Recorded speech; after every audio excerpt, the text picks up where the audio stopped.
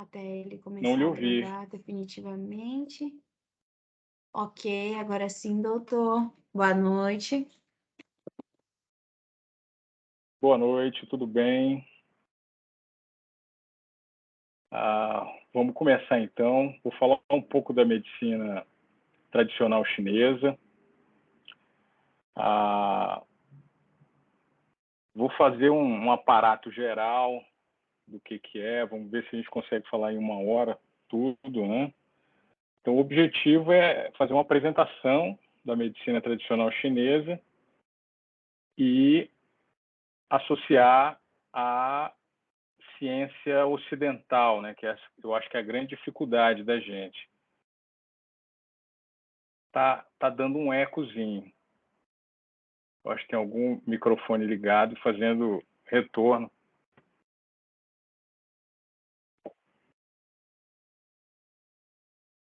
Acho que agora melhorou. Então vamos lá. Antes da gente começar as definições, deixa eu só falar um pouquinho sobre a história, né?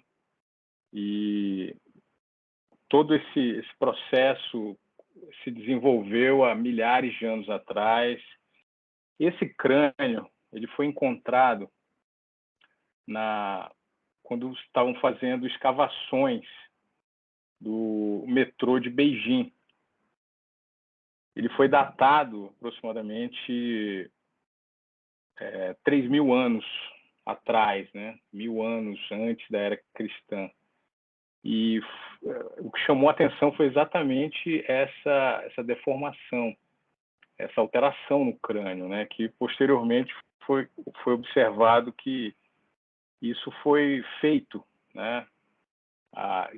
Foram utilizados ferramentas com objetivos de acessar o encéfalo desse indivíduo. Tinha aproximadamente 30 anos de idade.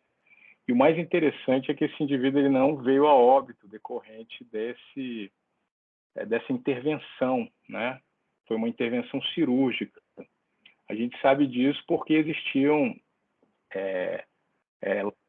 traços de regeneração óssea. Então, quer dizer que ele foi a óbito muito posteriormente de ter acontecido as cicatrizações ou a própria regeneração óssea. Eu quero mostrar aqui que há 3.000 anos atrás, na China, se faziam neurocirurgias, né? Hoje a gente também tem uma noção que eles utilizavam anestésicos, né? Que foram extraídos da papoula, parecido com o ópio que a gente tem hoje, e os derivados anestésicos relacionados ao ópio, né? Então, há 3.000 anos atrás, existiam neurocirurgias na China.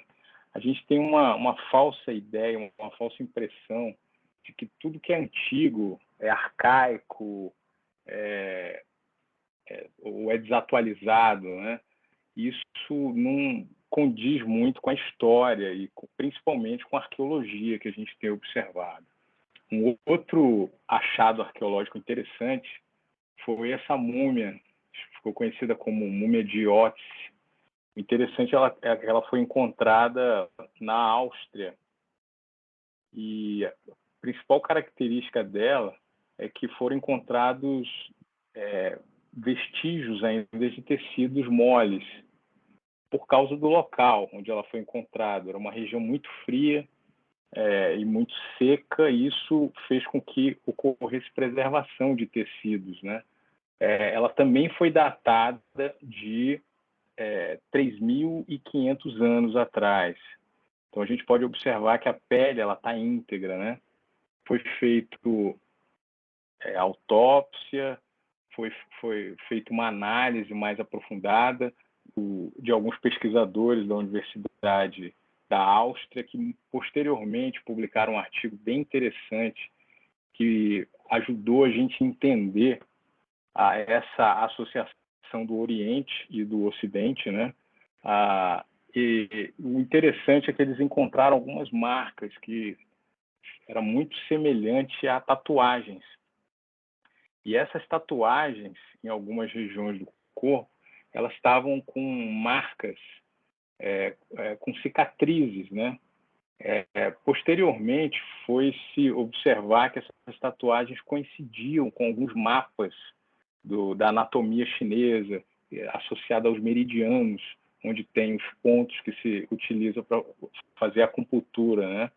E o interessante é que, pela preservação dessa múmia, foi possível a gente observar que essa pessoa, ela tinha alterações renais, né?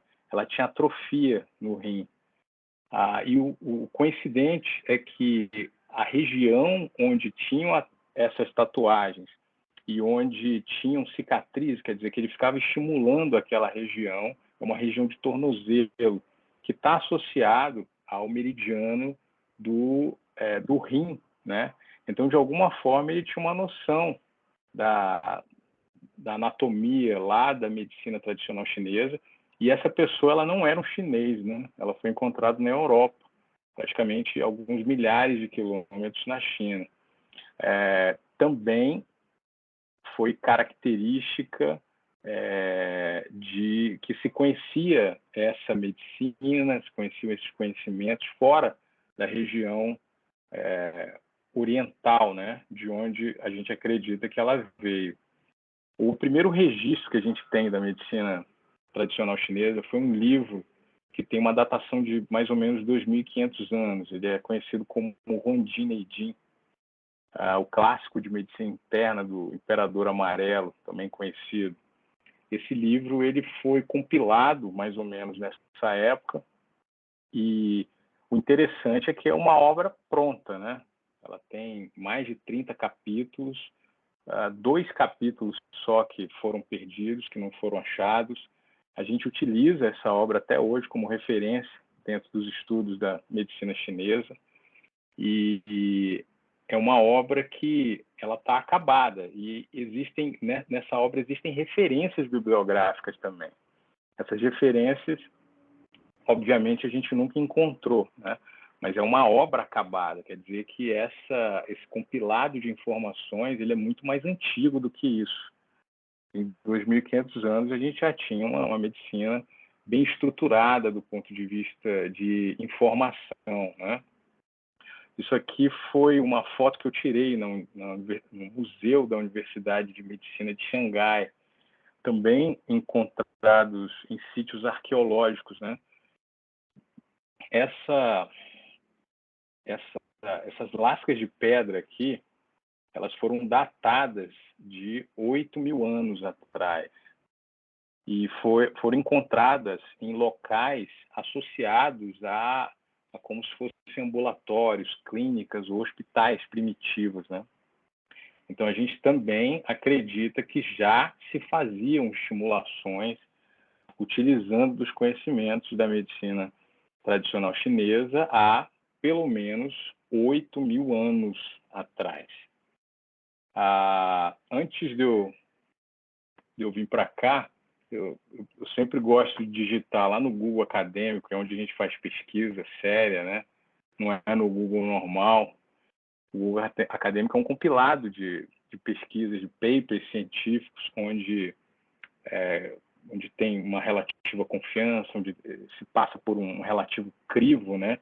E eu digitei a meta-análise, que é o que a gente considera como padrão ouro dentro das pesquisas, né? E digitei medicina tradicional chinesa. E a gente teve como resultado mais de 1 milhão de papers, né? De meta-análises que são compilados de estudos sobre um determinado assunto, passa por um crivo também para ver se não tem algum viés científico, e a gente obteve 1 milhão de resultados, né? A gente teve um boom de pesquisas relacionadas à medicina tradicional chinesa na década de 70, coincidiu com a abertura chinesa, né? A abertura da China para o Ocidente. Ela era sempre muito fechada. Foi um grupo de políticos norte-americanos, e nesse grupo de políticos, inclusive o presidente Nixon, na época, ele levou uma comitiva, E nessa comitiva tinha um jornalista do New York Times. Esse jornalista, durante a visita, teve uma apendicite aguda. Ele foi levado para um hospital. Apendicite aguda é uma condição médica emergencial, né? Não dá para remediar muito, há risco de vida da pessoa. Ele foi levado até um hospital e foi tirada a vesícula, não há outra opção, né? No caso de uma apendicite aguda, você tem que se extrair a vesícula. E foi feito isso, só que não se utilizaram anestésicos, né? Utilizaram técnicas da medicina tradicional chinesa com agulhamentos para fazer um processo analgésico. E o interessante é que ele narrou isso, que só o local, que só o lado, na realidade, só o lado direito dele ficou com analgesia. O lado esquerdo, ele tinha sensibilidade. Isso do ponto de vista da nossa fisiologia, do entendimento que a gente tem sobre neurologia, sobre anestesiologia, isso é impossível, né? A gente não entende como essas coisas acontecem. Ele voltou para os Estados Unidos, escreveu um artigo científico sobre a experiência que ele tinha feito, e a partir daí houve um interesse muito grande da comunidade científica sobre a medicina tradicional chinesa, que até então não era tão conhecida, não era tão difundida aqui no Ocidente. Então, a gente tem, hoje em dia, muitas publicações referentes a pesquisas de alto padrão, né, pesquisas padrão ouro, relacionadas à medicina tradicional chinesa. Alguns exemplos que eu separei aqui, são análises de estudos, de revisões científicas que foram feitas nos últimos anos. Então, selecionaram aquelas revisões que eram mais bem elaboradas, que tinham desenho sobre a própria pesquisa, sem vieses, né? E o mais interessante é que, ao contrário do que a gente pensa, esses estudos não vêm da China, né? A maior parte deles vem da Europa e dos Estados Unidos. Eles têm um interesse muito grande, porque é um mercado que movimenta bilhões ao ano, né? Cada vez mais as pessoas aqui no Ocidente têm interesse em se tratar com a medicina que não tem, quando tem muito pouco ou quase nenhum efeito colateral, e também pela sua efetividade, né? Artigos relacionados a tratamentos da medicina tradicional chinesa, depressão, ansiedade, insônia, como coadjuvante nos tratamentos de câncer de fígado, muitos artigos nesse sentido, tratamentos de obesidade, né? Tratamentos de diminuição cognitiva decorrente de processos de demência ou não, efeito em ação anti-inflamatória em doenças intestinais, já é a terceira maior causa de câncer no mundo. Esse artigo especificamente é um artigo da Universidade de São Paulo, Universidade Federal de São Paulo, tem um departamento de medicina chinesa muito bem conceituado, que já funciona há décadas, né? Relacionado a alterações de cunho de dislipidemias, alterações de colesterol, alterações de triglicérides, a eficácia da medicina tradicional chinesa. A gente observa também em aspectos alérgicos, né? Rinites, meta-análise também, padrão ouro de pesquisa. Ação anti-envelhecimento, ação antioxidante, né? Observou-se vários princípios ativos extraídos de plantas utilizadas na medicina tradicional chinesa, artigos recentes de 2021, e por aí vai. As pessoas ficam perguntando como é que uma medicina ela pode embarcar, né? Ela pode abraçar tantas alterações da nossa fisiologia. Daqui a pouco a gente vai entender, porque ela pega mecanismos básicos de autorregulação do corpo. costumo dizer que a medicina chinesa ela trata desde unha encravada até doenças mais complexas, como doenças neurodegenerativas ou câncer, né? Esse ano, a Organização Mundial da Saúde, ela recomendou a medicina tradicional chinesa aos países membros para se implementar no sistema de saúde público, fazendo algumas normativas e integrando alguns conceitos para todo mundo se falar a mesma língua do ponto de vista médico-científico, né? Ano que vem, a gente vai ter a 13ª CID, que é o Código de Doenças Internacionais, né? E nesse 13º vai ser introduzido toda a terminologia, todo o cabedal, todo o paradigma da medicina tradicional chinesa, que é diferente o jeito de raciocinar o entendimento de uma disfunção ou de uma patologia. Então, é uma medicina que é recomendada pela Organização Mundial de Saúde.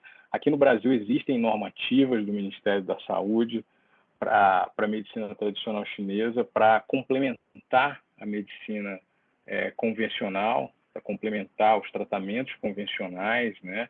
Apesar de que a gente consegue, dentro do cabedal que a medicina tradicional chinesa nos dá, a gente consegue tratar praticamente qualquer tipo de patologia com uma importância maior para as doenças crônicas, né? As doenças crônicas elas respondem muito melhor do que a farmacologia ocidental que a gente conhece. Para se ter uma ideia do que é a medicina tradicional chinesa, né? Ela é um compilado de técnicas, né? Que basicamente se resumem na medicina herbal. 95% são compostos de origem vegetal, mas existem alguns compostos de origem animal e existem alguns compostos de origem mineral também, utilizados em fórmulas que, quando se mistura aquilo, você tem processos sinérgicos, né? Centenas de milhares e às vezes bilhões de princípios ativos interagindo e agindo em determinado tipo de patologia ou de disfunção. A acupuntura e a moxa-bustão, que é mais conhecida aqui no Ocidente, chegou aqui primeiro. A medicina herbal, a gente só conseguiu ter acesso há 3, 4 anos atrás, né? Ficou disponível aqui para o Brasil, graças a normativas da Anvisa também, que liberou a importação e a comercialização das fórmulas chinesas, com exceção dos compostos de origem animal, né?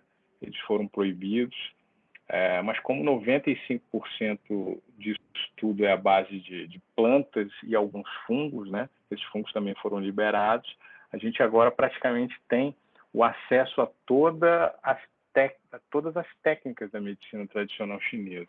E o Tuiná, que é uma técnica de manobra, né? Como se fosse uma massagem. Os chineses não gostam que se chame massagem, porque a pessoa tem que passar 6 anos no curso de medicina para poder atuar dentro dessa técnica de Tuiná. A base da teoria é a mesma, só muda as formas de técnicas. Então, o ideal mesmo é a gente utilizar todo esse cabedal. Existem patologias que são mais eficazes, tem mais efetividade com as ervas. Existem patologias que com a acupuntura a gente tem, e a moxa-bustão a gente tem mais efetividade, e algumas patologias o Tuiná funciona melhor. Na China, essa é a medicina oficial. Então, você entra na faculdade, a faculdade de medicina, um curso de 6 anos, normal, muito parecido com o curso daqui. Os 3 primeiros anos se tem matérias que são similares às da medicina aqui do Ocidente. Se vê anatomia, histologia, patologia, mas junto se vê também matérias relacionadas ao paradigma médico oriental, e a partir do terceiro ano você bifurca e escolhe qual o braço da medicina chinesa você vai, se é para as agulhas, se é para a farmacologia ou se é para o tuiná. A medicina herbal ela é a mais procurada, né? É a que tem mais procura pelos alunos. Segundo vem a acupuntura e a moxa-bustão. Terceiro lugar vem o tuiná. As pessoas perguntam, não tem medicina ocidental na China, faculdade de medicina ocidental? Tem faculdade de medicina ocidental, em números bem menores, né? E também o próprio salário do médico que escolhe a medicina ocidental é menor do que o salário do médico que escolhe a medicina oriental, tá? Então, nas faculdades se estuda o sistema nervoso, como se estuda aqui, o sistema cardiovascular, circulatório, o sistema digestório, o sistema respiratório, o sistema excretor, só que também se estuda o Jinluo, que é a base teórica de toda a medicina tradicional chinesa. A Jinluo foi traduzido aqui para o Ocidente como meridianos, né? Isso foi graças a um diplomata francês que morava na China. Ele viu esses mapas em hospitais e clínicas na China e ele associou essas linhas os meridianos da Terra, né? Eram muito similares aos meridianos do planeta, Equador, Greenwich, Câncer. E só que a palavra Jinluo, ela não corresponde à palavra meridiano, né? Jinluo, se a gente for traduzir ao pé da letra, significa malha, rede, né? Daqui a pouco a gente vai entender um pouco esse conceito, que ele tem muita relação com o porquê da medicina chinesa conseguir atuar em tantas áreas diferentes, né? Regular sistemas diferentes e também atuar em patologias muito diferentes, né? Então, o que a gente sabe hoje sobre essa teoria? Eu me lembro que as primeiras vezes que eu entrei em contato com essa teoria, que eu tive aulas na China sobre o meridiano, os professores explicavam os trajetos dessas linhas pelo corpo. Um dia eu levantei a mão e falei, professor, o senhor me desculpa, eu já dissequei cadáveres, eu nunca vi essas linhas que o senhor está falando. Não seria o sistema circulatório, veias? Ele falou, não. Eu falei, não seria nervos, né? Trajetos de nervos no corpo? Ele falou, não é isso também. E eu falava, então o que é isso, né? E eu me lembro que ele falou, olha, você está olhando para estruturas, você tem que olhar entre as estruturas. E aquilo abriu a minha cabeça para entender melhor essa ideia de malha ou de rede, né? O que a gente sabe hoje sobre essas estruturas? Isso aqui a gente tem informações muito recentes. Olha, esse artigo é de 2017, 2018. Quer dizer, muito recente. Até então, os meridianos eram tratados aqui no Ocidente como um esboço do sistema nervoso central, né? Que tinha atuação no sistema nervoso central, mas que, de fato, não correspondia à anatomia dessas estruturas, né? Esse artigo, ele veio fechar o entendimento que a gente tinha e foi possível associar esse cabedal de informações orientais ao que a gente conhece hoje aqui como dentro da patologia como intertício celular, né? Então, eles fizeram algumas pesquisas, né?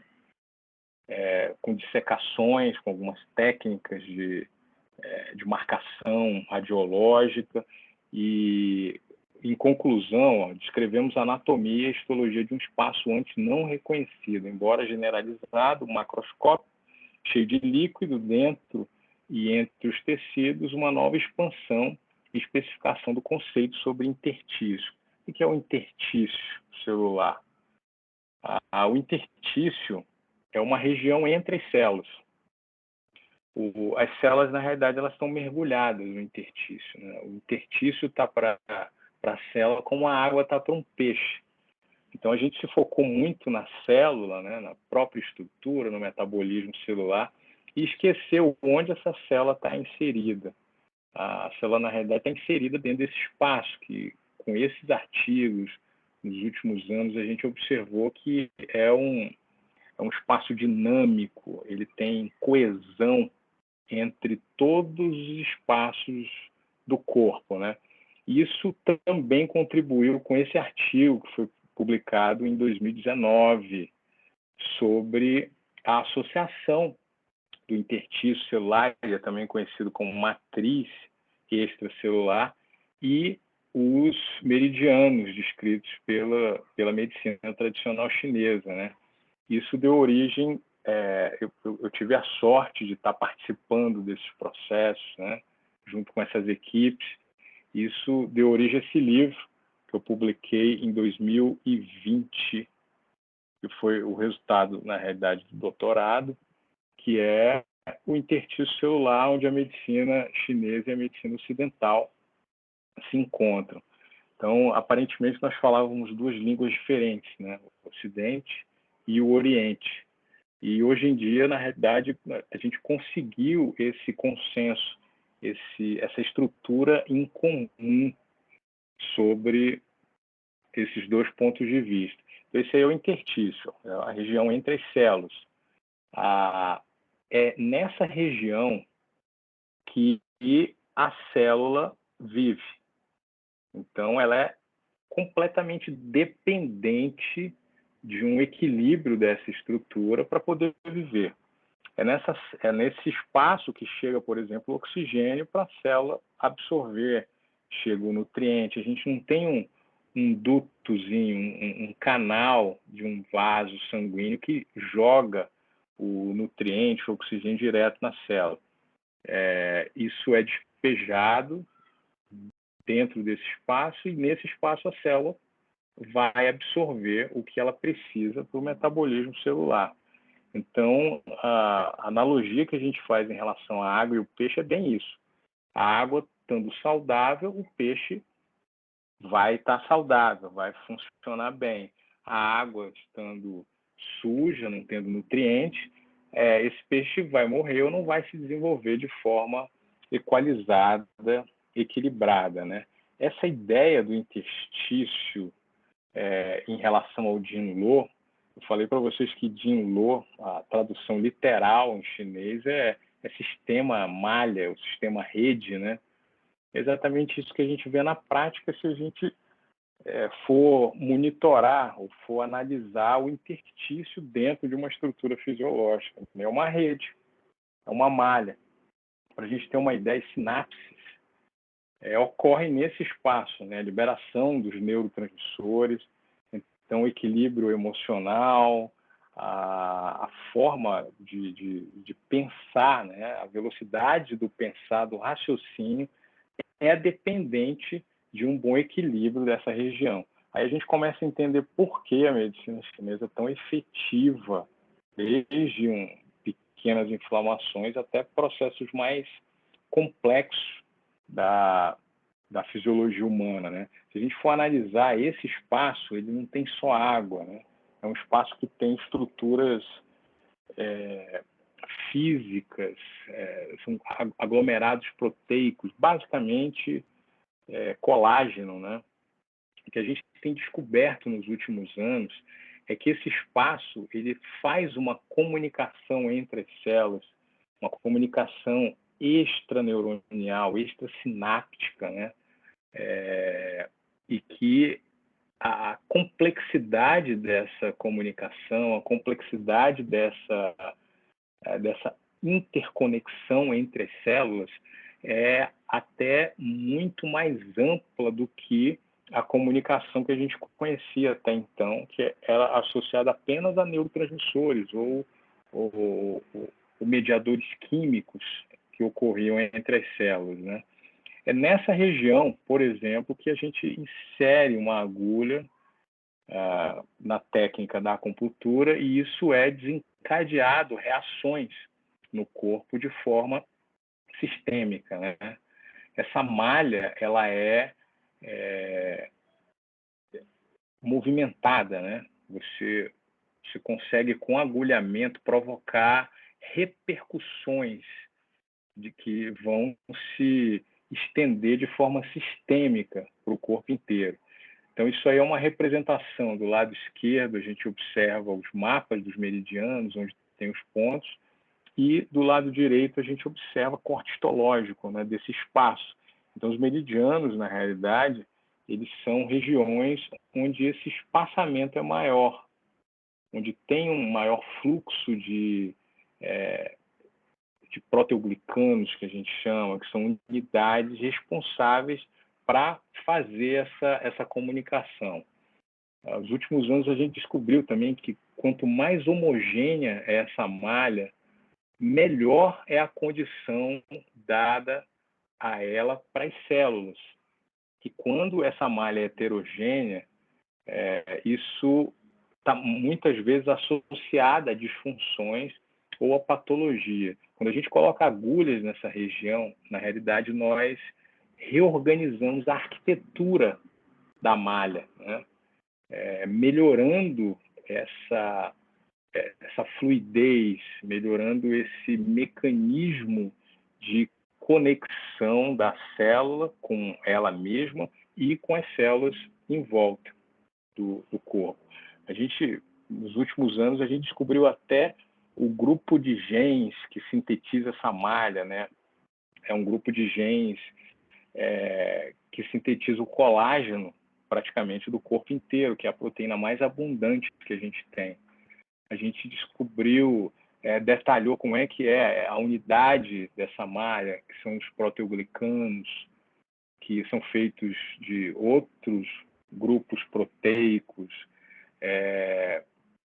que as próprias características bioquímicas facilitam uma comunicação muito relacionada, muito parecida com fibra ótica, né? Então, a gente vê que passa informação extraneuronial, bioquímica, neuroquímica, de uma forma muito mais ágil do que a gente acreditava com os modelos que a gente tinha do ponto de vista neurológico, né? A gente descobriu também que essas técnicas da medicina chinesa, elas inibem proteínas de adesão, que são as claudinas, que agregam uma célula a outra. Então, elas inibidas, esse espaço aumentando esse espaço, é possível reorganizar a arquitetura da matriz extracelular, melhorando a saúde de uma forma geral, né? Então, essa é a pesquisa que foi do paper que eu mostrei ali atrás. Eles fizeram uma marcação com o isótopo radioativo nessas regiões intersticiais, as regiões onde existia o intertício com espaçamento maior, e depois eles foram monitorar para onde é que esse marcador estava indo. E surgiu essas linhas ao longo do corpo, né? Que posteriormente, essas linhas aqui foram aparecendo, né? E posteriormente nós fizemos a associação do trajeto dessas linhas marcadas pelo isótopo radioativo com os mapas dos meridianos da medicina tradicional chinesa. Bateu praticamente 98% do trajeto. Então, com isso, a gente pode afirmar que a região intersticial, que a matriz extracelular é o Jinlo, é o intertício descrito pelos chineses há milhares de anos atrás. Agora, como eles descobriram isso, a gente não sabe, né? Essas técnicas só foram possíveis de 5 anos para cá. A gente acredita que foram processos empíricos, né? Diz alguns registros históricos que eles faziam alguns exercícios com Qigong, parecendo com um Tai Chi, e eles percebiam movimentos em linhas no corpo, e eles foram mapeando esses trajetos, né? A gente faz isso hoje em dia através de condutibilidade elétrica, né? É possível medir como essa malha está passando corrente elétrica de baixa amperagem. São formas de diagnóstico que a gente realiza para saber como é que estão essas estruturas ao longo do corpo, né? A gente vê que uma malha mais homogênea, ela tem um aumento da condutibilidade elétrica, uma diminuição da impedância do corpo, né? E quanto mais essa malha está homogênea, mais saúde aquele indivíduo tem, né? Hoje a principal forma da gente fazer essas análises é através de condutibilidade elétrica, passando correntes elétricas nas regiões subcutâneas, né? A gente também fez alguns estudos, publicou algumas pesquisas relacionadas a movimentos de Qigong, de Tai Chi, e a gente mediu, ver se a impedância elétrica alterava, né? E realmente alterou, só com exercícios. Você melhorou a malha intersticial e melhorou a conexão entre as células através de técnicas de exercícios. A gente também fez com grupos de meditadores, a gente observou que isso também melhora essa condutibilidade elétrica. A gente publicou um livro dessas pesquisas falando dessa substância que existe na região intersticial. É um plasma, né? Ecto, quer dizer que ele está fora do plasma intracelular. Esse foi um capítulo que a gente descreveu. Os chineses chamam isso de sistema energético, né? Conceitos sobre Qi, a gente traduziu aqui no Ocidente como energia também, né? O interstício, a malha intersticial e as características de algumas proteínas dessa malha funcionam como um cabo de fibra ótica, né? Só foi possível observar que isso parecia com fibra ótica quando a gente passou luz e se comportou como se fosse um cabo de fibra ótica desses que a gente tem na internet chegando para a gente, né? Então, fibra ótica transmite informação. Essa informação, ela é passada, ela corre dentro do nosso corpo sem, na realidade, ter um modelo neuronial, um modelo de neurotransmissores, um modelo bioquímico. Por isso que a gente diz que essa comunicação intersticial é uma comunicação biofísica e não bioquímica. Isso aí são livros, essa figura foi tirada do Huan Jin Ei Jin, aquele livro de 2.500 anos atrás, descrevendo o trajeto desses meridianos, os pontos que a gente utiliza na acupuntura para realizar os estímulos e que, na realidade, não correspondem a trajetos de nervos, né? E hoje a gente sabe que são trajetos intersticiais. Isso aí são técnicas também que nós começamos a desenvolver agora com marcadores de proteoglicanos, né? A gente não tinha essas técnicas há 3 anos atrás. Então, foi possível ver essa malha na dinâmica dentro da célula, se ligada a uma estrutura que a gente chama de citoesqueleto celular e fora da célula. Então, existe uma dinâmica de informação correndo e isso aí não é químico, né? Não é neurotransmissor. Está muito mais relacionado à analogia que a gente faz a uma transmissão de informação de fibra ótica do que a própria alteração química do organismo. A nossa fisiologia, a gente não pode separar a química e a física. Aliás, uma das vantagens que o modelo oriental nos mostra é essa integralidade do organismo, né? Ele não separar partes do corpo. Está tudo misturado. Para o modelo médico oriental, as emoções elas interferem na saúde do corpo e podem ser desencadeadoras, por exemplo, de patologia. Isso aqui no Ocidente, agora que a gente está começando a estudar os modelos psiconeuroendócrinos, né? associando alterações psíquicas a estados, por exemplo, de alterações imunológicas. Agora que a gente está engatilhando, os chineses falam isso já há mais de 5.000 anos atrás, né?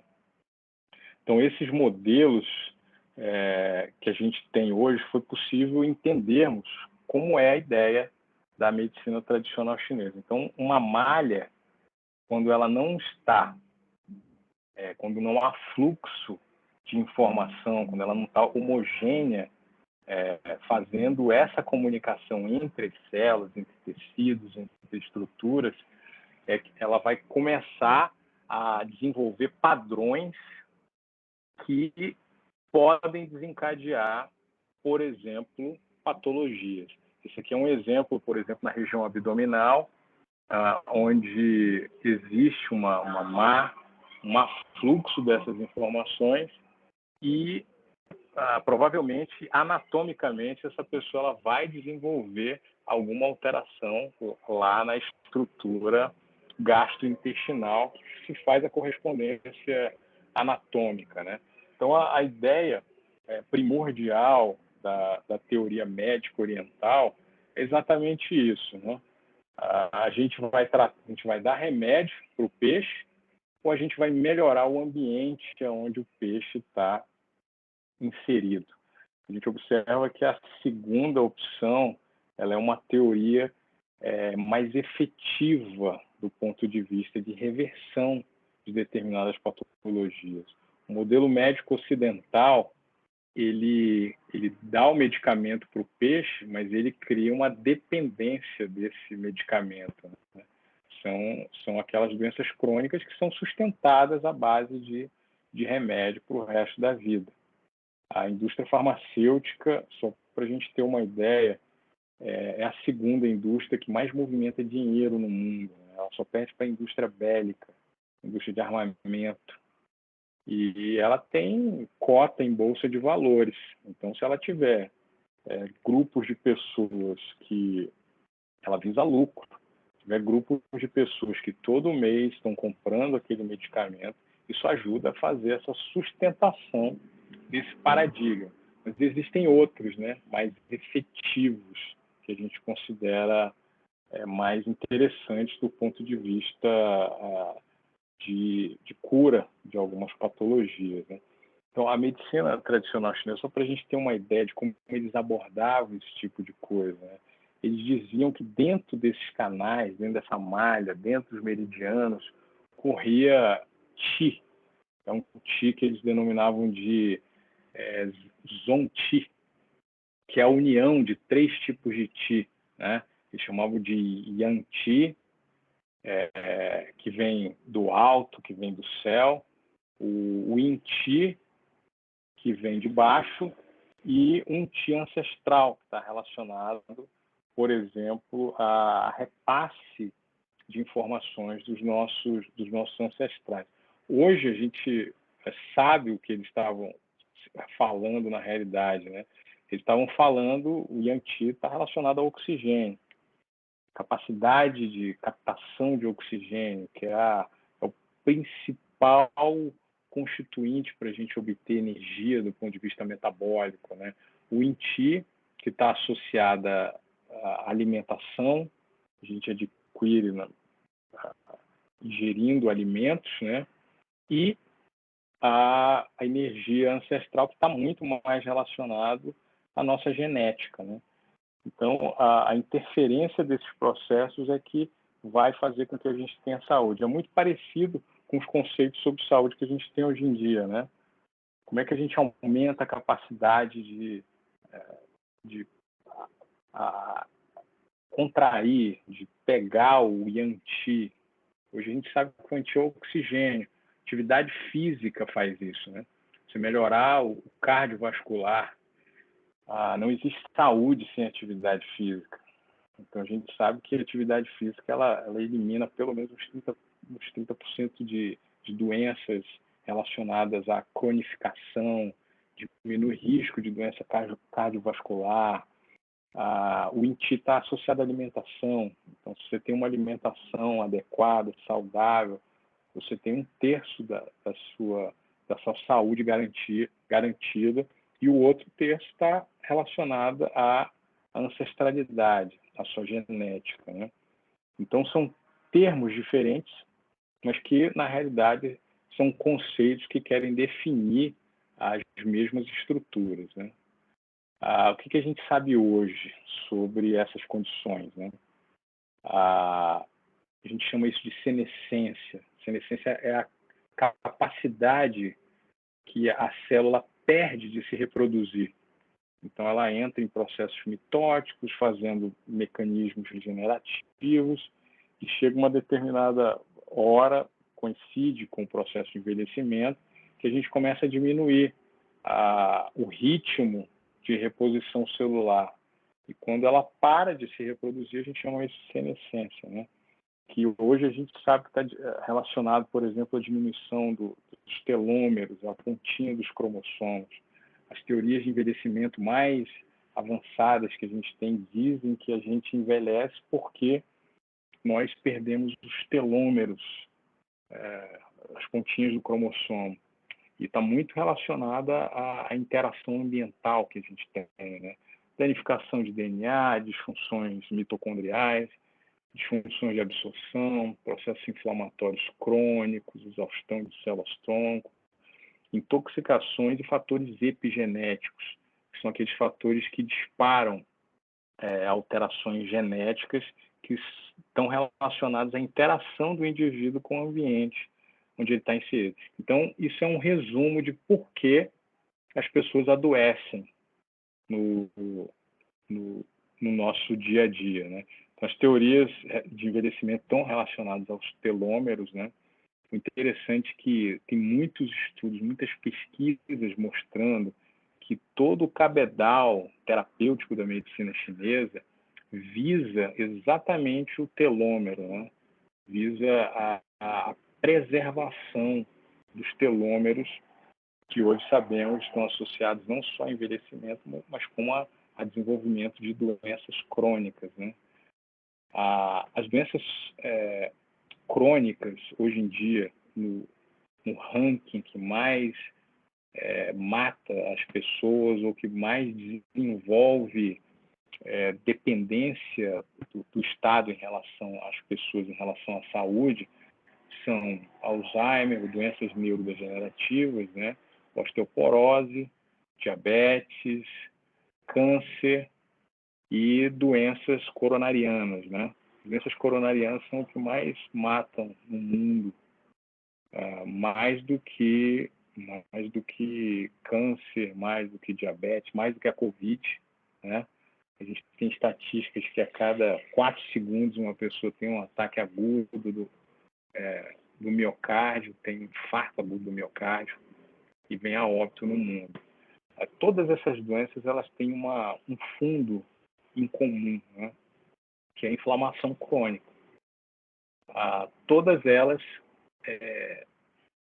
dividem esse pano de fundo que, na realidade, é a inflamação crônica, né? A inflamação crônica ela costuma ser silenciosa, ela não dá pistas, né? Uma das vantagens da medicina tradicional chinesa é esse caráter profilático que ela tem. Aqui no Ocidente a gente vai procurar uma ajuda médica quando a gente tem um sintoma de alguma coisa, né? Eu me lembro que quando o primeiro ano que eu estava na China, que eu fui trabalhar em hospitais, chegou uma pessoa, era um hospital de neurologia especializado em doenças neurológicas, e tinha uma fila de pessoas mais velhas, né, idosos, e o primeiro que eu atendi, eu perguntei o que ele tinha, e ele falou que ele não tinha nada. E a nossa cabeça ocidental, né, falando, então o que o senhor está fazendo aqui, né? A gente é acostumado a atender aqui no Ocidente pessoas que só procuram para quando tem algum sintoma, e diz, não, exatamente por isso, porque eu quero continuar assim, né? A medicina tradicional chinesa ela foi desenvolvida desse paradigma, né, da profilaxia, de não deixar adoecer. Isso, do ponto de vista do impacto da saúde numa sociedade, tem impactos positivos muito maiores, né? é muito mais oneroso você tratar a doença do que você não deixar a pessoa adoecer. E são todos fatores que contribuem para o desenvolvimento dessas doenças crônicas que muitas vezes são assintomáticas. Isso também vem de encontro com as denominações, os conceitos de saúde da Organização Mundial de Saúde, que diz hoje em dia que a saúde não é ausência de doença, né? A pessoa ela não pode não ter sintoma nenhum, mas ela está desenvolvendo algum tipo de doença e que tem como pano de fundo processos inflamatórios. Então, todas essas patologias aí, elas estão relacionadas a doenças crônicas, né? E tem como pano de fundo inflamações. Câncer, diabetes, artrite, depressão. Hoje a gente já trata a depressão como uma neuroinflamação, né? Doenças cardiovasculares, Alzheimer, doenças neurológicas, síndromes de ansiedade, doenças autoimunes,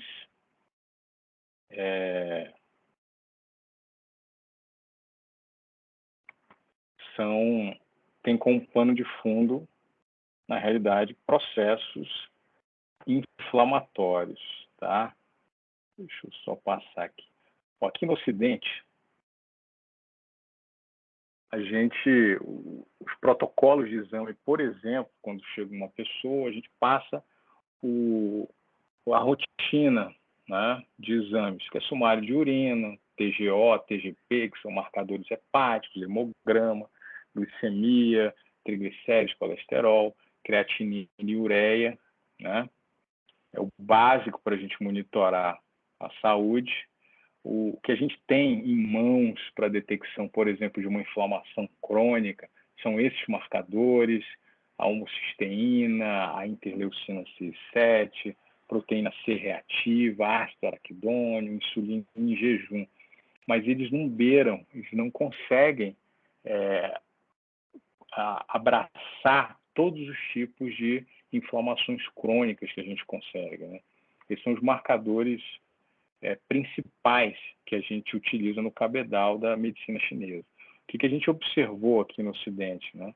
Avanços de medicamentos, avanços de tecnologia, avanços na educação em relação a estilo de vida, protocolos de saúde de uma forma geral, só que a gente tem visto um aumento de doenças coronarianas, de doenças articulares, doenças neurológicas e câncer, de uma forma geral, de forma desproporcional ao aumento da população, né? Então, as pessoas elas estão morrendo muito mais do que se morriam antes de câncer, mesmo tendo avanços em medicamentos, mesmo tendo avanços em tecnologia e mesmo tendo avanços na educação sobre a saúde, né?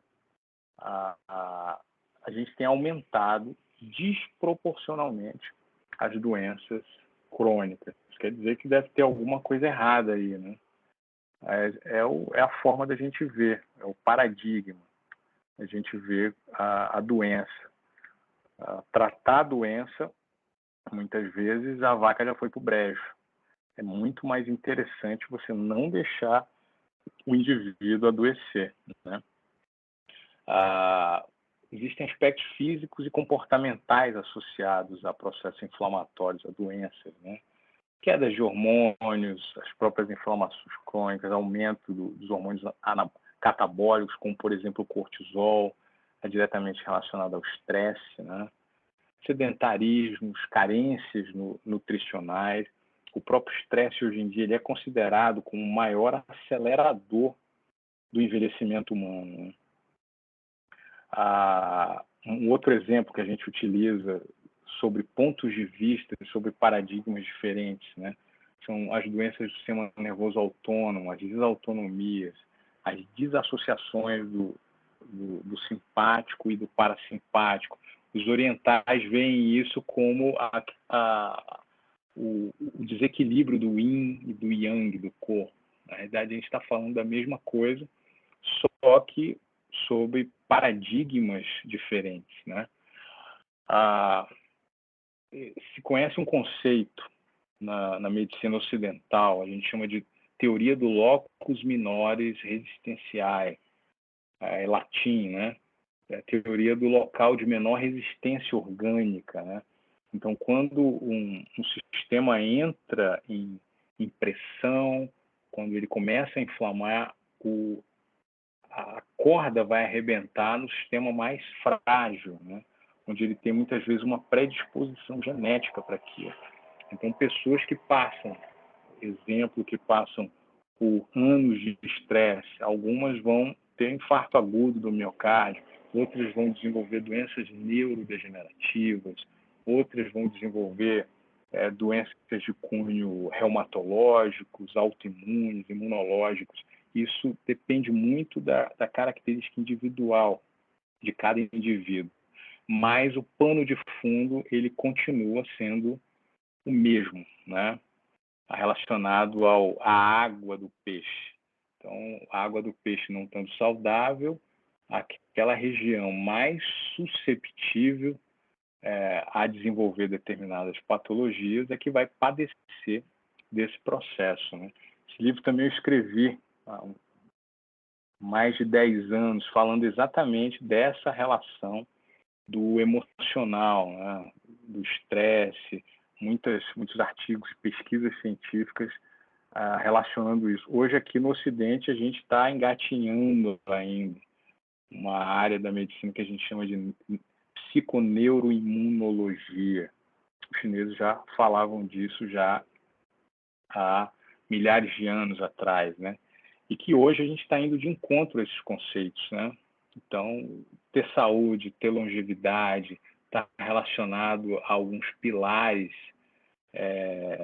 que são comuns, né, ao Ocidente, ao Oriente, que é a atividade física, um equilíbrio nutricional, um equilíbrio hormonal, né, evitar as pausas, repor esses hormônios que estão sendo diminuídos com o processo da idade, fazer a suplementação. A gente também, com a idade, vai perdendo a capacidade de absorver alguns nutrientes do organismo e fazer a compensação do estresse, né? Isso é o que a gente conhece hoje como pilares da saúde aqui no Ocidente e que cada vez estão indo mais de encontro com esses preceitos da saúde oriental, né? É uma medicina antiga, a medicina tradicional chinesa, mas ela é mais atual do que nunca.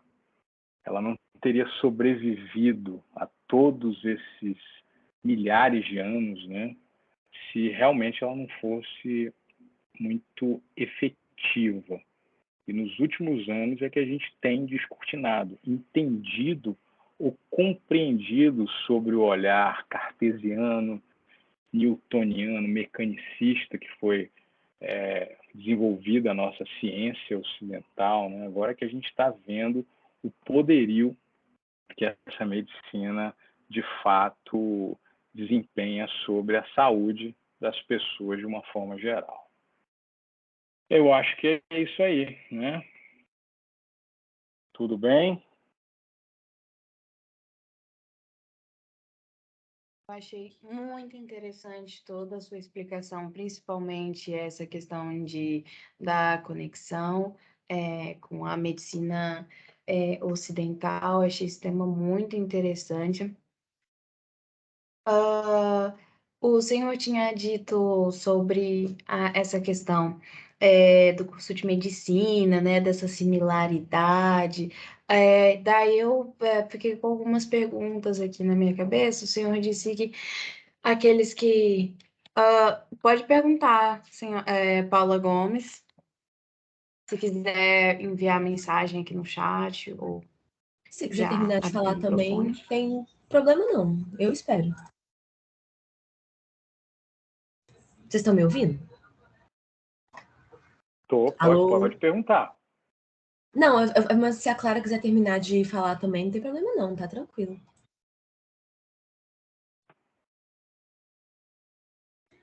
Ah, tá bom, tudo bem. Boa noite. Eu Boa noite. queria comentar que Eu achei a aula toda muito interessante. Eu, na verdade, eu também faço uma área de saúde, de curso, só que eu não faço medicina. Eu estou no início do curso de odonto, na UFMG, e justamente, sim, sei que o senhor não é dentista, o senhor trabalha com medicina e tudo, mas eu fiquei curiosa, na verdade, justamente por ser uma área de saúde também, saber se, às vezes, o senhor poderia explicar como que poderia funcionar mais ou menos essa questão, às vezes um pouco lidada com a questão dos meridianos na região bucal, se às vezes o senhor teve algum contato com isso durante esse período de estudo e tudo. É, serve para tudo, né? Para tudo está relacionado à fisiologia, ao equilíbrio da fisiologia. Existe o pano de fundo que é o interstício celular, né? Então, olha, o que a gente sabe hoje, por exemplo, em relação à odontologia, a processos inflamatórios, gengivites, por exemplo, que se tornam crônicas, muitas vezes elas não são perceptíveis para a pessoa, isso não incomoda ela. A gente vai fazer, por exemplo, um exame para detecção da proteína C reativa, que é um marcador inflamatório que a gente tem. A pessoa ela tá com a proteína C reativa alta porque ela tem uma gengivite que ela nem sabe que tem. Fora algumas alterações de cunho bucal que podem levar a endocardites, né? Problemas de coração. A saúde bucal ela é uma das prioridades em relação à saúde.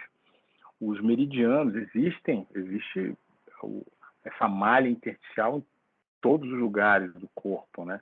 E essas fragilidades elas podem desencadear fragilidades dentárias, né? Processos infecciosos dentais e o caráter sistêmico, né? Tanto é que a gente vê uma gengivite alterando a proteína C reativa, que é um marcador inflamatório que predispõe processos inflamatórios sistêmicos no corpo.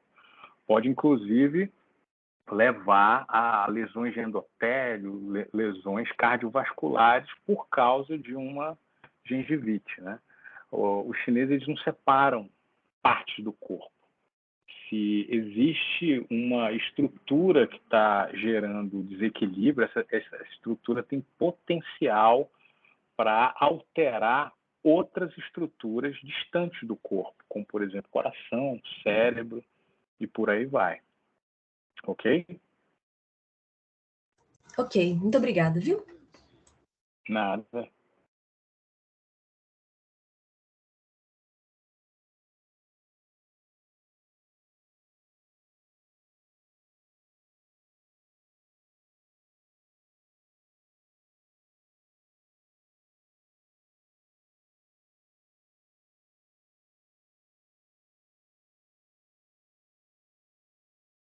Para você ou mandar mensagem no chat ou tá o microfone.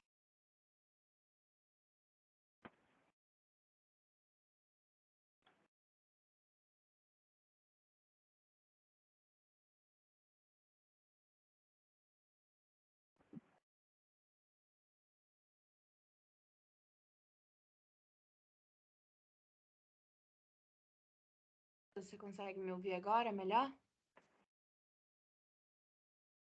Estou ouvindo.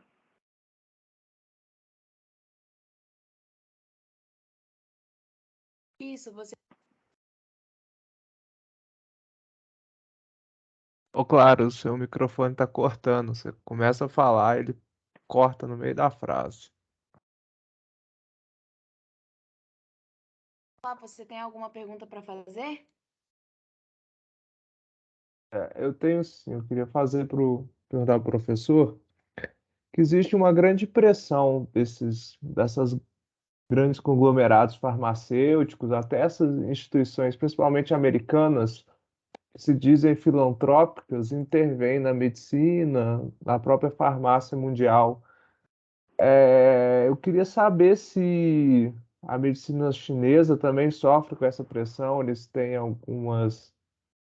sofrem sanções internacionais, alguma coisa assim, igual é bastante feito aqui na América do Sul, com medicina dos índios, as ervas, desse tipo. Excelente pergunta, Matheus. Muito bom. Olha só, o, o sonho da indústria farmacêutica é entrar no mercado chinês, né? É um mercado bilionário. Cada 5 pessoas no mundo, uma é chinesa, né? Então, se eles, o sonho deles é entrar, mas pela cultura chinesa, né?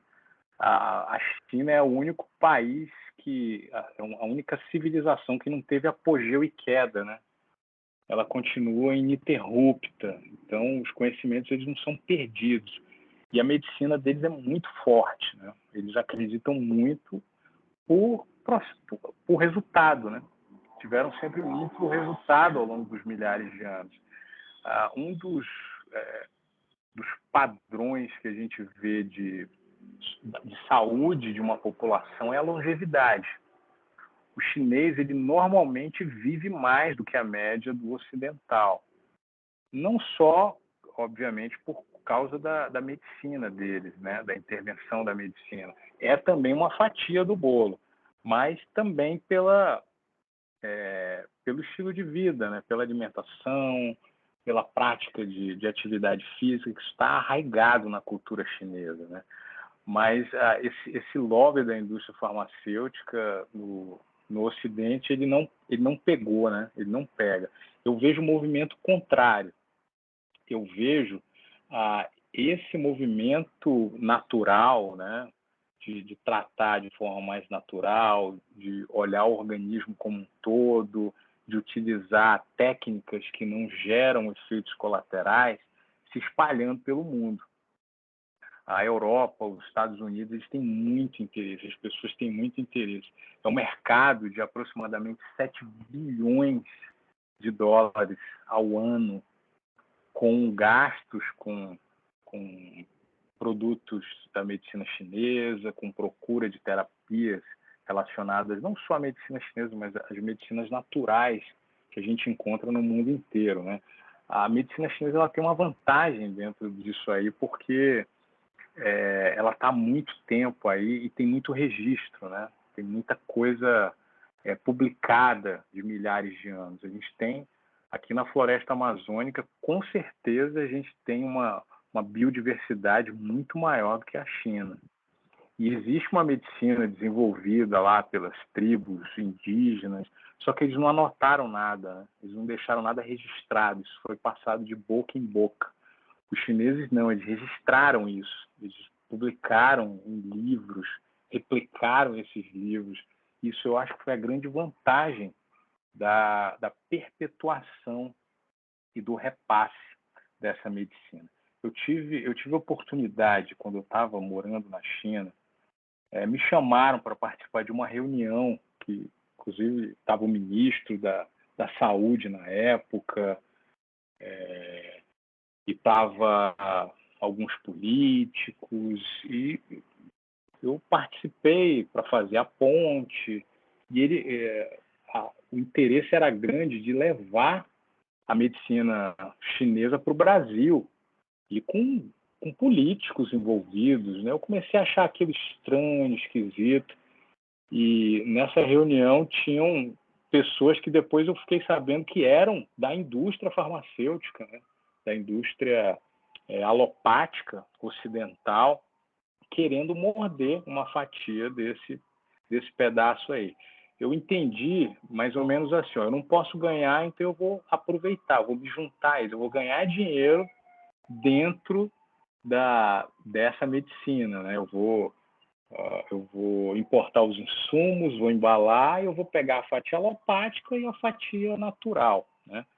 Eu apesar de ser a indústria farmacêutica, né, eu vi com bons olhos, porque está oferecendo para a população alternativas, né, fora da indústria farmacêutica. Mas eu via que o objetivo principal não era esse, era morder o mercado do ponto de vista econômico, né, que também não tem mal nenhum, desde que você ofereça os produtos de qualidade para as pessoas. Mas eu vi exatamente isso. Eu não posso ganhar, eu vou me juntar a eles. A postura da indústria farmacêutica, né? É excelente ficar sabendo disso, dá um alívio, saber que tem esse movimento contra essa medicina para o lucro chegando aqui no Ocidente, no Ocidente. Isso. A gente já teve mais isso, né? Antigamente, essa medicina ela foi muito criminalizada, ela foi descredencializada, né? Para exatamente gerar descrédito das pessoas, que não tinha embasamento, não funcionava.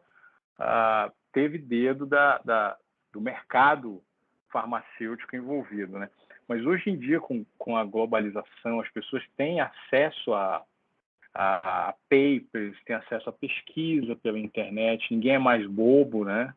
As pessoas veem o impacto dos tratamentos farmacológicos, alopáticos, muitas vezes piorando mais o quadro do que ajudando, ou se não, melhorando uma coisa e piorando várias outras, né? As pessoas estão mais antenadas, né? E é por isso que esse movimento de procura dos fundamentos, ver se realmente isso funciona.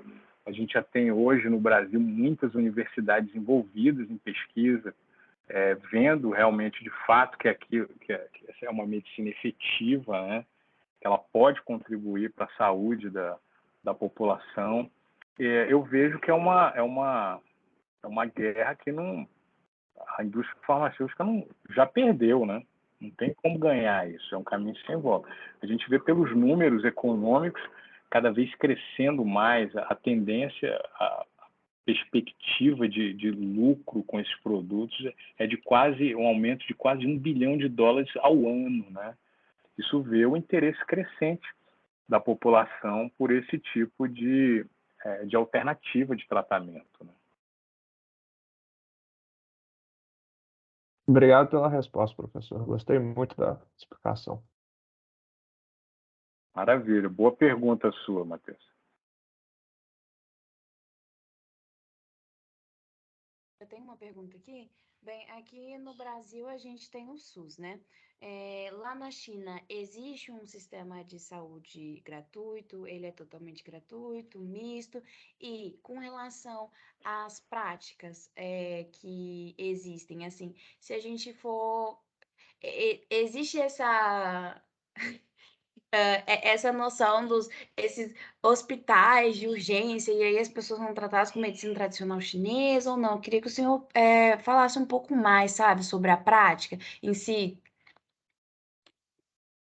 Ok. Boa pergunta. A saúde pública na China, ela é fornecida pelo governo, né? Existem clínicas particulares, mas a grosso modo, 90% é fornecida pelo governo. Se paga uma taxa, mas ela chega a ser simbólica, né? Então, você paga, por exemplo, 5 RMB por uma consulta. Corresponde mais ou menos a R$ 5, né? É muito barato, é uma taxa muito simbólica, e tudo mais ou menos nessa faixa de exames, né? Existe a medicina ocidental na China, no Ocidente. A medicina ocidental ela é muito boa para condições emergenciais, né? Então, se a pessoa está atravessando a rua, vem um carro, ela sofre um acidente, tem uma fratura exposta, não tem outro jeito. Você vai no ortopedista, ele corta, a parafusa e tem que se ter esses procedimentos mais emergenciais, né? Mas coisas crônicas não. Coisas crônicas é tudo com a medicina tradicional chinesa. Eu posso dizer aí que seria 70% da medicina tradicional chinesa e 30% da medicina ocidental. Existe um movimento hoje dos chineses os chineses eles têm uma característica muito interessante, né? Eles aproveitam que cada coisa tem de melhor. Então, eles sabem que a nossa medicina ocidental é muito boa para isso, né? Então, eles vão lá e aproveitam o que tem de melhor. Só abrindo um parênteses aqui, né? Remédio é muito bom. A alopatia, se eu, por exemplo, tiver um infarto do miocárdio agora, eu quero ser levado para o hospital do coração e fazer um cateterismo.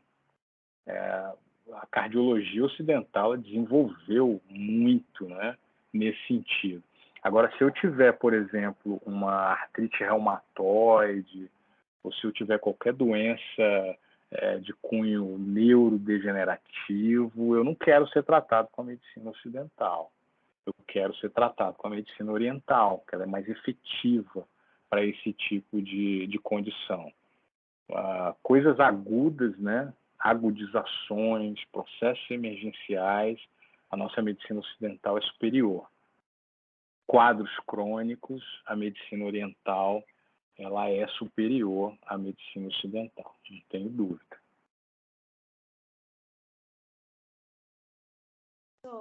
Só mais uma pergunta. Pois não. Nesse meio de estudo, assim, de conversa sobre a Ásia, tem-se muito um mito de que os asiáticos não ligam muito para as doenças mentais, que elas são vistas de forma preconceituosa. Aí o senhor tinha falado um pouco sobre a depressão, né? Por exemplo, eu tenho um irmão que ele é autista. Existem, assim, ah, estudos ou técnicas próprias, assim, para, por exemplo, o autismo, assim, porque pelo menos aqui no Ocidente tem aumentado muito o número de diagnósticos de autistas, pessoas TDAH, e o senhor vê essa tendência também na medicina chinesa ou não? Vê, sem dúvida nenhuma. As doenças dentro da visão oriental, elas têm um cunho, um enfoque diferente, né? Os chineses eles não se focam na doença. A doença é só mais um dado, né? Eles não se focam no sintoma, na doença em si, igual a gente faz aqui no Ocidente. Eles se focam na disfunção que foi a disfunção base, que muitas vezes gerou essa sintomatologia, gerou essa doença. Vou lhe dar um exemplo. Por exemplo, uma depressão, por exemplo, estados psiquiátricos, né, que estão relacionados aqui no Ocidente, por exemplo, à diminuição dos níveis de serotonina, de dopamina. Os medicamentos desenvolvidos para esses tipos de transtornos, eles são inibidores de monoaminoxidase, né? Você inibe uma enzima que degrada a serotonina. Então, a serotonina começa a aumentar por uma inibição. A pessoa começa a melhorar o sintoma. Os chineses eles não veem isso direto, eles procuram a causa disso. Então, por exemplo, uma depressão ela pode estar relacionada a uma diminuição da absorção lá no teu intestino de triptofano, que é um aminoácido que é precursor da serotonina. Então, eles observam que aquilo, muitas vezes, foi a causa principal. Você não está tendo matéria-prima para a síntese da serotonina. Eles não se focam no sintoma da depressão. Não tem um remédio para a depressão. Eles vão começar a equilibrar o corpo.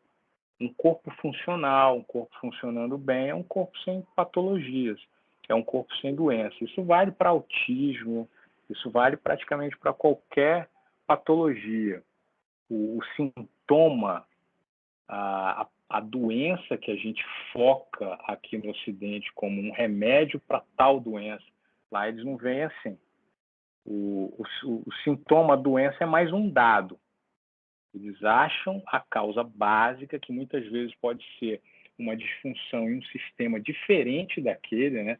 Como o exemplo que eu dei. Você tem uma disfunção de neurotransmissores, nível encefálico, mas na realidade o problema está lá no seu intestino. a diminuição da capacidade que a pessoa teve de absorver um precursor da serotonina. Então, eles começam a organizar o sistema de uma forma geral, tirar as inflamações, nutrir o corpo de forma adequada, melhorar os mecanismos de absorção de nutrientes e esperar, porque aquilo vai reverberar no sintoma da pessoa. Ela vai parar com aquele sintoma. Por isso que é uma medicina que é curativa de fato, né? Muitas vezes você faz um tratamento, a pessoa já reequilibra e já resolve. Diferente de uma doença crônica aqui no Ocidente, que ela é tratada com medicamento. Vou tomar durante quanto tempo? O resto da vida. Se parar, o sintoma volta a eclodir. Ele volta a eclodir porque aquele medicamento, na realidade, ele tá mascarando um sintoma. Ele não está na raiz. Eu costumo dar um exemplo disso como uma pedra que a gente joga num lago, né? A gente joga uma pedra no lago, ela vai formando aquelas ondas, né? A medicina ocidental ela se foca numa daquelas ondas, que muitas vezes está mais evidente, está incomodando mais a pessoa, mas ela mascara uma daquelas ondas. O epicentro onde a pedra caiu, ela fica reverberando ainda. É por isso que não tem cura. Você tem que associar o seu bem-estar à permanência da manutenção daquele fármaco, daquele medicamento. Não sei se eu lhe respondi. Respondeu muito bem, professor. Por último, só assim, porque, como o senhor disse, realmente, cada vez mais eu acho que a crise, né, da pandemia trouxe cada vez mais isso. Pelo menos eu acho que é porque eu tenho uma pessoa autista na família, então a gente vem sempre buscando outros métodos, né, principalmente essa coisa mesmo da absorção dos nutrientes pelo. é, não é estômago, né? É pelo intestino, enfim, e várias outras formas de tratar as doenças. E aí, então, o senhor falou, né, sobre essa questão da aplicação da medicina chinesa aqui no Brasil. Quando o grupo de estudos estava procurando, né, profissionais da área, a gente viu que está tendo uma disputa de categorias muito forte aqui no Brasil, certo? Sobre principalmente com relação à acupuntura e sobre quem é que poderia fazer o exercício dessa técnica da medicina chinesa. Daí eu tenho uma pergunta assim, por que o foco é na acupuntura e não no exercício da medicina chinesa como um todo aqui no Brasil? O senhor considera é, essa disputa de categorias como algo ruim aqui para o Brasil? No caso, estaríamos proibindo certas profissões de exercerem. O senhor poderia explicar melhor essa questão da regulamentação da acupuntura, que é um tema muito quente no momento? Claro, claro. Olha só, a, a acupuntura aqui no Brasil, ela é requisitada, né, por várias profissões diferentes.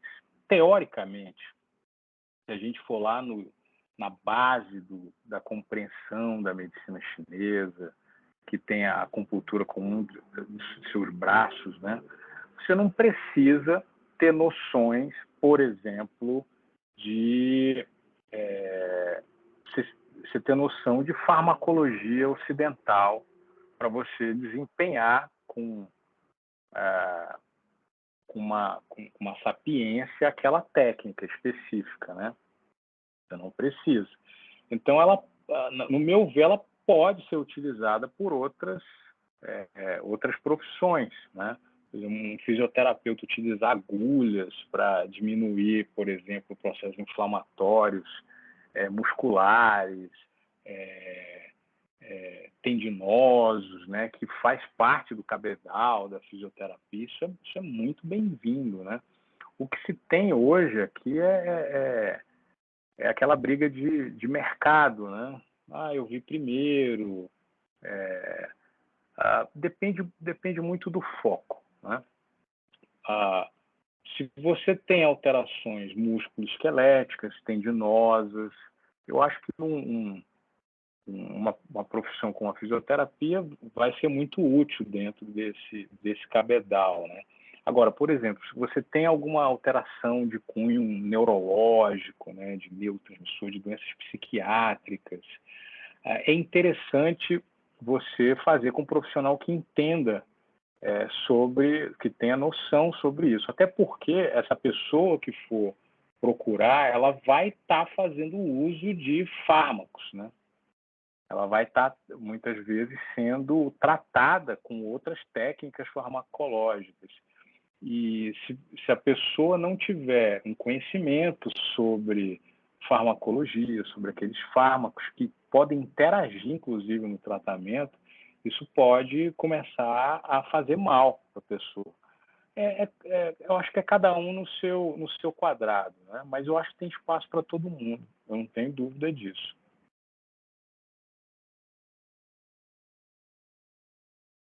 Muito obrigada pela sua palestra. Realmente, assim, o senhor tratou de diversos temas, desde a aplicação da medicina chinesa lá na China, da história, da conexão com a medicina ocidental, da aplicação aqui no Brasil, até mesmo a discussão dessa disputa de categorias. Então, assim, a palestra do senhor foi realmente muito rica, muito interessante mesmo. Muito obrigada ao doutor por ter se disponibilizado para vir aqui até o grupo de estudos asiáticos, né, tratar um pouco da medicina chinesa com a gente, que é um tema que a gente estava muito interessado em falar sobre. E aí, doutor, é isso, assim, gostaria de finalizar, então, a nossa palestra, dizendo ao doutor que nós enviaremos um certificado de participação do doutor, feito pelo UNIEP, que é o núcleo aqui da universidade, aqui da Faculdade de Direito da UFMG, que é responsável por fazer os certificados. E muito obrigada, doutor, muito obrigada a quem ficou até agora. Bem poucos, né? Mas lançaremos o vídeo no YouTube, tá, doutor? A aula. E aí, quando nós tivermos o link do YouTube, nós enviaremos para o doutor. E é isso. Muito obrigada. Eu que agradeço, tá bom? Estou à disposição sempre. Gente, tchau, tchau. Tchau, boa noite. Obrigado, professor. Excelente sua palestra. Obrigado, Matheus. Um abraço. Boa noite.